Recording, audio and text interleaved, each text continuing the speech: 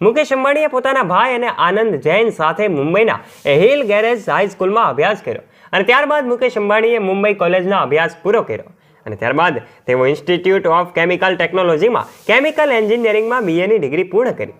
ત્યારબાદ ગ્રેજ્યુએશન પૂરું કર્યા બાદ મુકેશ અંબાણી અમેરિકા અભ્યાસ કરવા માટે સ્ટેનફોર્ડ યુનિવર્સિટીમાં એડમિશન લે છે. એડમિશન તો લીધું દોસ્તો, પરંતુ વચ્ચે એઓએ અભ્યાસ છોડીને ભારત પરત ફરવું પડ્યું, કારણ કે એ જ વખતે તેમના પિતાનો બિઝનેસ સારો ચાલતો હતો, જેનાથી તેઓ તેમના પિતાની મદદ કરી શકે.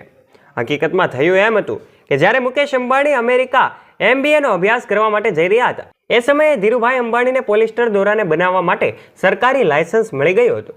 આ લાયસન્સ મળ્યા બાદ ધીરુભાઈ અંબાણીએ પોલિસ્ટર દોરાને બનાવવાનું અને એમ કહેવાય કે પાતાળગઢ રાયગઢ મહારાષ્ટ્રમાં મેન્યુફેક્ચરિંગનો પ્લાન્ટ લગાવી દીધો અને ત્યારબાદ તેમને મુકેશ અંબાણીને અમેરિકાથી પરત બોલાવી લીધા અને મુકેશ અંબાણીએ પોતાની ડિગ્રી અધૂરી છોડી અને મહારાષ્ટ્ર પરત આવી ગયા. અને આવી રીતે પોતાની 24 વર્ષની ઉંમરમાં મુકેશ અંબાણીએ રિલાયન્સ ઇન્ડસ્ટ્રીમાં પોતાના કરિયરની શરૂઆત કરી. ઇન્ડસ્ટ્રીઝમાં આવ્યા બાદ મુકેશ અંબાણી રસિકભાઈના અંદર કામ કરવા લાગ્યા.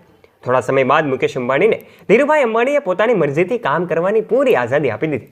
પરંતુ કોઈ પણ નિર્ણય લેવાનો હોય તો મુકેશ અંબાણી પોતાના પિતાજીની સલાહ જરૂરથી લેતા દોસ્તો. મુકેશ અંબાણીની પૂરી આઝાદીથી કામ કરવાનો ફાયદો પૂરી ઇન્ડસ્ટ્રીને મળ્યો. આ સમયે રસિકભાઈના મૃત્યુ બાદ ઇન્ડસ્ટ્રીની બધી જવાબદારી મુકેશ અંબાણીના માથે આવી અને એમને આ જવાબદારીને સંપૂર્ણ રીતે સંભાળી લીધી. વાત છે 1986ની. 1986માં અંબાણી પરિવારને એક મોટો ઝટકો લાગ્યો. જી હા દોસ્તો, જ્યારે ધીરુભાઈ અંબાણીને બ્રેન સ્ટ્રોક લાગતા બધી જવાબદારી અનિલ અંબાણી અને મુકેશ અંબાણી પર આવી પડી. પરંતુ દોસ્તો, બંને ભાઈઓએ આ જવાબદારીઓને પણ ખૂબ સારી રીતે નિભાવી. બ્રેન સ્ટ્રોક બાદ ધીરુભાઈ અંબાણી સ્વસ્થ તો થઈ ગયા, પરંતુ એમને ડાબા હાથે કામ કરવાનું બંધ કરી દીધું અને ત્યારબાદ મુકેશ અંબાણીએ પોતાના પિતાનો ડાબો હાથ બની અને ના માત્ર પોતાના પિતાના બિઝનેસને સંભાળ્યો, પરંતુ રિલાયન્સ ઇન્ડસ્ટ્રીમાં ઘણા બધા પ્લાન્ટને લઈને આઈડિયા આપ્યા અને જેના કારણે રિલાયન્સ ઇન્ડસ્ટ્રી આગળ વધતી ગઈ.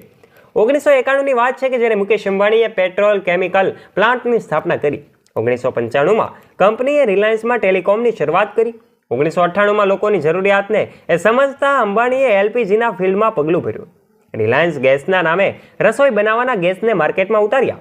આવી જ રીતે કામ કરતાં કરતાં સફળતા મળતા રિલાયન્સ ઇન્ડસ્ટ્રીની સંપત્તિ પણ ખૂબ વધી. 28 ડિસેમ્બર 1932માં ગુજરાતના જૂનાગઢના નાનકડા ગામ ચોરવાડમાં ગોરધનભાઈ અંબાણી, જે એક શિક્ષક હતા, એમના ઘરમાં એક બાળકનો જન્મ થયો અને જેનું નામ રાખવામાં આવ્યું ધીરજલાલ હીરાચંદ અંબાણી.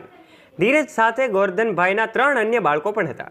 હવે એક શિક્ષક માટે આટલા મોટા પરિવારનું ગુજરાન એ સમયમાં ચલાવવું મુશ્કેલ હતું દોસ્તો. એક સમય એવો આવ્યો જ્યારે પારિવારિક જવાબદારી માથે આવવાના કારણે ધીરજલાલ એટલે કે ધીરુભાઈને અભ્યાસ છોડવો પડ્યો. પિતાની મદદ કરવા ધીરુભાઈ નાના મોટા કામ કરવાના શરૂ કરે છે. અને અભ્યાસ છોડ્યા બાદ ધીરુભાઈએ ફળો અને નાસ્તો વેચવાનું શરૂ કર્યું હતું, પરંતુ એમાં તેમને કોઈ ખાસ ફાયદો ન થયો. એમને મગજ દોડાવ્યું અને ગામની નજીક આવેલા ધાર્મિક સ્થળ ગિરનારમાં ભજીયા બનાવવાનું શરૂ કર્યું. આ વ્યવસાયમાં ત્યાં આવતા એ પ્રવાસીઓ પર નિર્ભર હતો, જે વર્ષના કેટલાક દિવસો માટે સારો ચાલતો, પરંતુ બાકીના સમયે આ વ્યવસાય વધુ નફો નહોતો મળતો. એટલે ધીરુભાઈએ એ કામને પણ છોડી દીધું દોસ્તો. બિઝનેસમાં મળેલી પહેલી 2 અસફળતા બાદ એમના પિતાએ તેમને નોકરી કરવાની સલાહ આપી. ધીરુભાઈના મોટા ભાઈ રમણીકભાઈ એ દિવસોમાં નોકરી કરતા હતા. એમના મદદથી ધીરુભાઈને ત્યાં યમન જવાનો મોકો પણ મળ્યો. ત્યાં તેઓ એક સેલ કંપનીના પેટ્રોલ પંપ પર નોકરીની શરૂઆત કરે છે અને માત્ર 2 વર્ષના ટૂંકા સમયગાળામાં પોતાની સારી પ્રતિભાથી મેનેજરની પોસ્ટ મેળવે છે.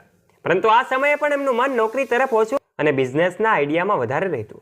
એમને દરેક સંભાવના પર એ વિચારો કર્યા કરતા કે કેવી રીતે તેઓ એક સફળ બિઝનેસમેન બની શકે. વિડીયોને એક લાઇક કરી દેજો, તમારા ગ્રુપ્સમાં શેર કરી દેજો અને આવા જ રોચક અને રસપ્રદ વિડીયો નિહાળવા માટે અત્યારે જ અમારી ચેનલને અવશ્ય સબસ્ક્રાઇબ કરી લેજો.